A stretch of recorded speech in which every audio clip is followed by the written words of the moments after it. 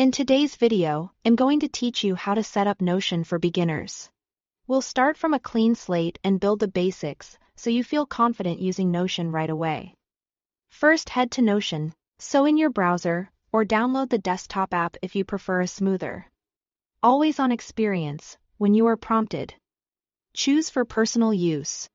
This free plan gives you unlimited pages and blocks, which is more than enough to learn, experiment, and build your system.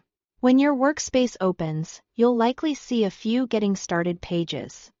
To keep things tidy, clear the clutter by deleting them or moving them to trash from the sidebar.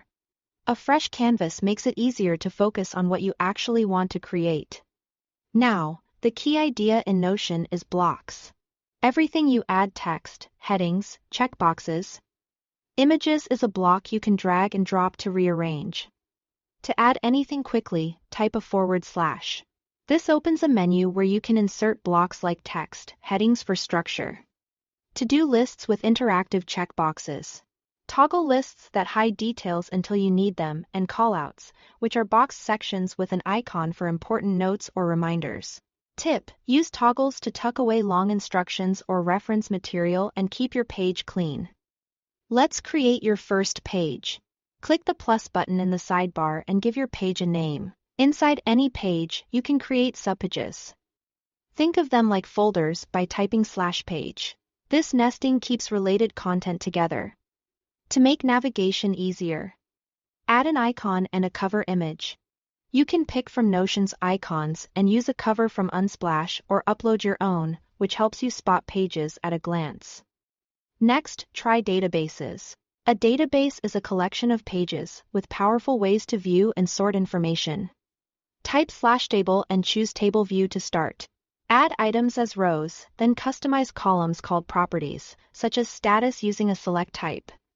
Due date using a date type or priority. Once you have some data, click Add View to instantly switch how you see it.